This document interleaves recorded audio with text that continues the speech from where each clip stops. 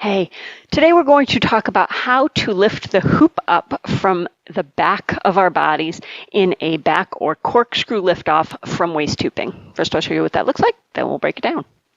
Looks like this. And we bring it down. I'll show you from the side.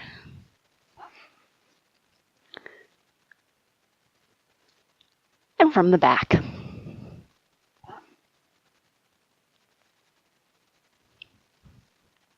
All right, with the back liftoff, we're going to use our first hand. Our first hand is the hand that is opposite the direction that the hoop is going. My hoop is going to the left, so my first hand is my right. I'm going to take that first hand and put it up against the back of my waist with my palm facing out and my fingers pointing down. At some point, when the hoop is going over my palm, I'm going to grip it loosely. And I'm going to trace now a path from my back to my hip, diagonal up to the opposite shoulder by my ear and straight up. In fact, it is a great way to practice this move by doing it without the hoop spinning. That really helps to give your arms and hands and brain a sense of both the path that your hand is going to trace from your back to your hip, opposite shoulder, and up. And also the fact that you're going to be leading with your elbow.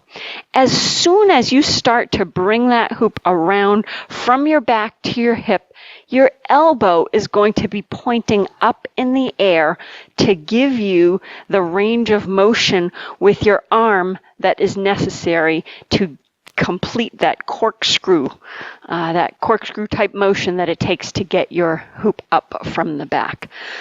So play with that a few times. Another way to get a sense of that is to give the hoop just a little pull in the direction that it would be going if it were spinning as you start that, to give it a little bit of motion to get your arm up there. So once again, looks like this.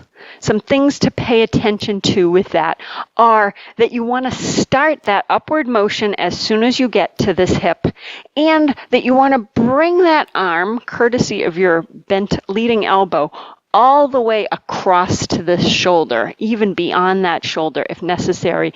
If you start lifting up right at the midpoint of your body, you're just not going to have enough room with your arm to get all the way up. So you want to go all the way over across that shoulder, really, really stretch out that reach so that you can get the hoop all the way up.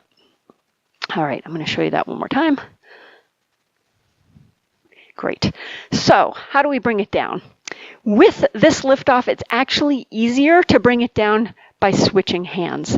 That means our bring down is going to be the same as it is with our front liftoff, which is a different video. So we're going to switch hands. We're going to go from our first hand to our second hand. With our second hand, we're going to bring that arm across our body so that we're going to be working with a diagonal again. So we need to move our hand across our body to more or less over our first shoulder. When the hoop is against the palm of my hand, I'm going to tip my hand forward in a way that is going to let me catch the hoop in the hook of my thumb. And again, I'm going to lead with my elbow. I'm going to get the hoop into the hook of my thumb. My elbow is going to go up in the air, and it's going to trace this path from this shoulder to this hip. I'll show you what that all looks like again.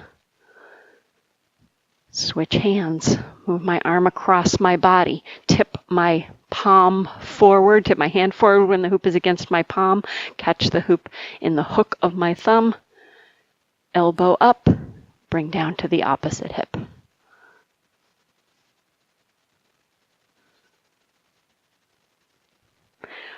Both the liftoff and the bring down is easier if you're turning your body in the same direction that the hoop is going. That gives you just a little bit more time to complete each movement.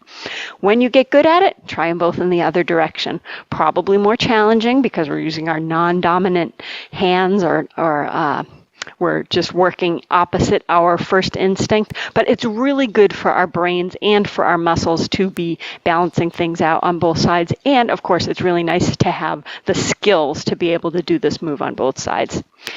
Takes a little patience, but it's a terrific move and one that we'll be able to build other things off of. So be patient with your corkscrew liftoff. Enjoy it. Have fun with it.